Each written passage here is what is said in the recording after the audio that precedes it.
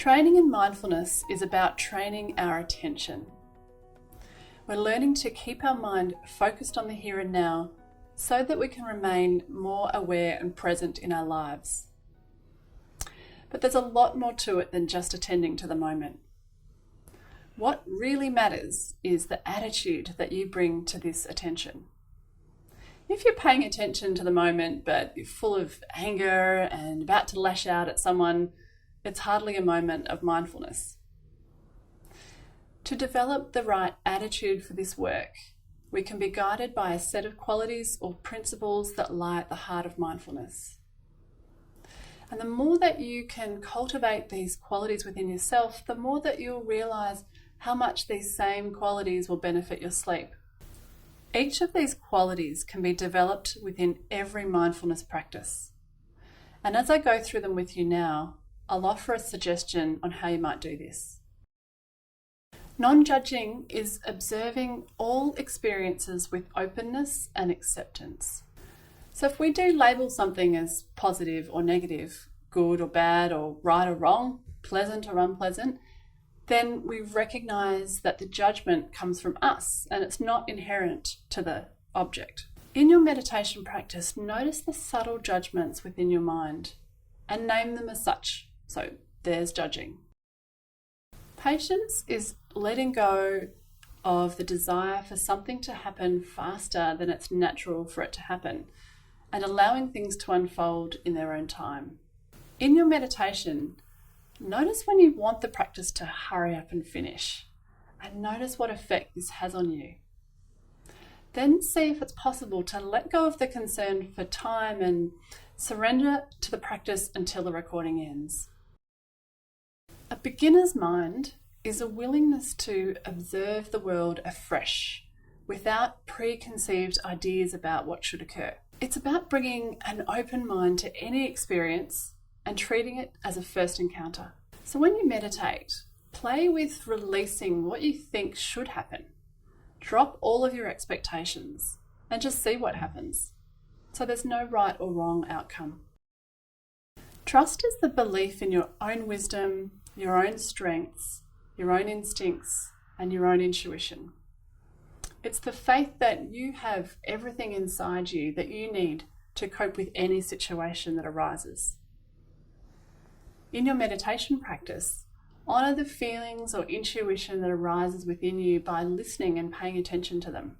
Accept that there's a basic wisdom and goodness within you, no matter what mistakes you think you've made in your life. Non-striving is letting go of the attachment to the end goal and the need to have to get something or somewhere.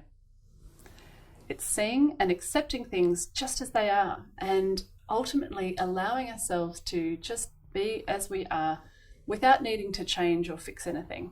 In your mindfulness meditation, look out for an agenda of trying to get something out of the practice, such as becoming more relaxed or having no thoughts. As best you can, let go of the idea that there's anything that you need to achieve or even do. Instead, focus on seeing and working with things as they are, moment to moment. Acceptance is seeing reality for what it is, without rejecting or denying any aspect of it. So in contrast to resigning or putting up with something, acceptance is an active process of facing something exactly as it is. In your meditation practice, cultivate acceptance by staying open and receptive to whatever you notice without trying to change it. See if it's possible to make room for all sensations, feelings, or thoughts, wanted or unwanted, by holding them lightly in your awareness. Letting go is releasing anything that we might otherwise cling to, such as beliefs and ideas, thoughts about the past or future, our goals and desires.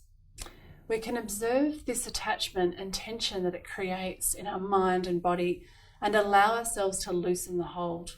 In your meditation practice, notice if the mind is latching onto something or struggling to let go of a thought or a distraction. Become aware of what the grasping or holding feels like.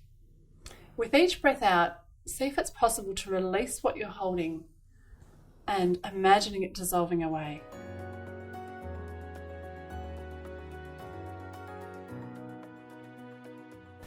So let's take a look at how each of the 7 principles of mindfulness will help you create a healthy approach to sleep.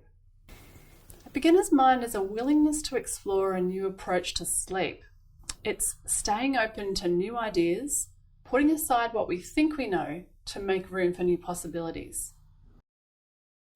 Sleep cannot be forced or controlled, so trying and striving for sleep is counterproductive. Allowing yourself to lie in bed in a relaxed state is restful and restorative. Letting go means that you're less concerned about whether or not you sleep, as you can learn to deeply rest and relax the mind and body even without sleeping. Letting go of tension in the body, letting go of thoughts, and deeply relaxing while lying in bed is restful and restorative. Notice your reactions to wakefulness in bed, especially the negative judgments about the experience. Thoughts such as, "Why can't I sleep?" or "What's wrong with me?" are understandable, but they're likely to increase feelings of sadness and frustration and anxiety, which perpetuates a wakeful state. Negative thoughts and judgments about not sleeping can be released once you're aware of them. Recognizing that you can't sleep and allowing yourself to lie in a restful state is accepting reality for what it is. This may require recognizing and facing some uncomfortable emotions like frustration, if and when they arise. Trusting that your body knows how to sleep when provided with the right conditions is an important step to overcoming insomnia. This trust enables a surrendering to the process, which releases tension and stress in the body. Patience is the capacity to stand back from a sleep problem and allow time to offer a clearer perspective on the issue that's missed when we rush in to fix things. This means we need to be willing to face a difficult situation and experience some discomfort in the wisdom that it will soon pass. As you practice your mindfulness meditations, I invite you to explore ways in which you can integrate these principles to your approach to sleep. To assist you with learning and remembering these principles, you'll find a handout that I've put together for you to print out and read over throughout this course. These mindfulness attitudes are not only relevant to sleep, but can also help you cope with daytime sleepiness and fatigue. So take some time to consider how each principle might help you with daytime functioning.